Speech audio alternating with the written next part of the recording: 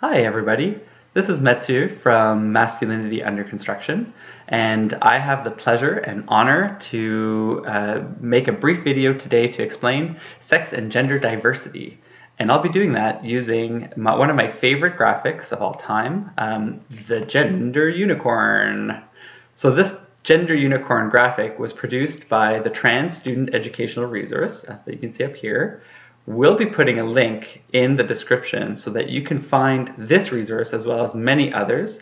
They have this in fillable copies, black and white, so that you can color them. You can also fill out your own, so you can map out where you are on the different on these different arrows. So without further ado, let's dive in. The gender unicorn graphic that you see here is one of several different graphics that are used to explain sex and gender diversity. However, I do prefer this one, and I'm not sure I could tell you exactly why.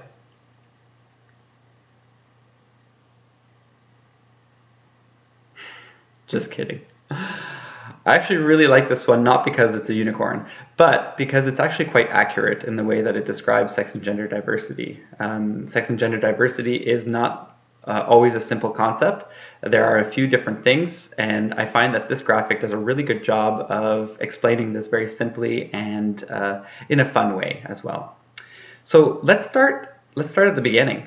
You'll see here that there's 5 different categories: gender identity, gender expression, sex assigned at birth, physically attracted to, and emotionally attracted to. And on this side here, you'll see that there's a unicorn, and many of the symbols that are on this side are reproduced on the unicorn, and we'll go through why that is. So starting at the top, gender identity. Gender identity is how you feel about your gender within yourself. It's very personal, and it's not visible to other people. And so a handy way to remember that is if you look at the rainbow icon here next to gender identity, you'll see it reproduced in a thought bubble in the unicorn's head. It's a handy way to remember that that's how you feel inside of yourself.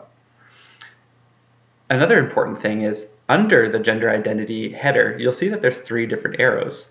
These arrows have labels here that say woman, girl, female, woman, girl, male, man, boy, and other genders.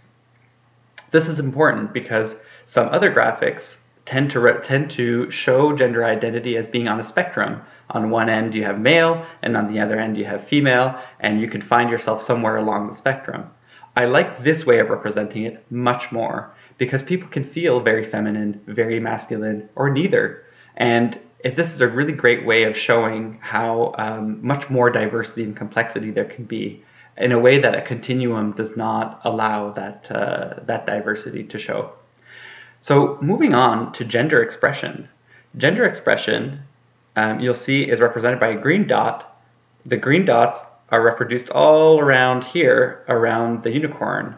And that's to explain that your gender expression is the outward manifestation of your gender identity.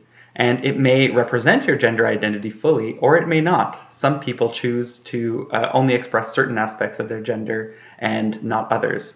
So you'll see that just like the gender identity, there's 3 different arrows, and those are feminine, masculine, and other. So you can express your gender in many different ways. Typically, we see it, this is highly cultural, first of all, but we can see it in things like your haircut, the clothes that you choose to wear, the way that you hold your body, the interests that you have. All of these things can be cues that are subtle or not so subtle of how you want other people to understand your gender. So moving on to sex assigned at birth. So this is more complicated than just sex. Sex assigned at birth means you can be either male, female, or intersex. If you're intersex, either at birth it was not so clear which sex you were, or it can be completely invisible. Intersex can be completely invisible. It can be relating to your genes and how they express.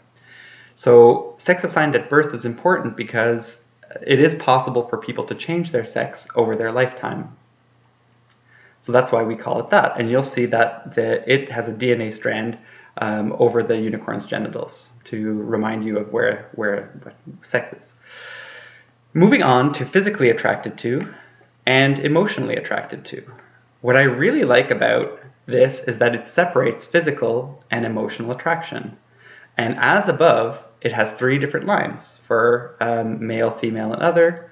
And what I think is really great about that is that it really shows how much variety there can be in sexual and gender diversity and expression, in that people can feel physically attracted to certain genders, but not feel emotionally attracted to certain genders. This, for me, particularly, was a bit of an aha moment, not realizing that there was this much variety that's possible. So this is a quick explanation of the gender unicorn diagram.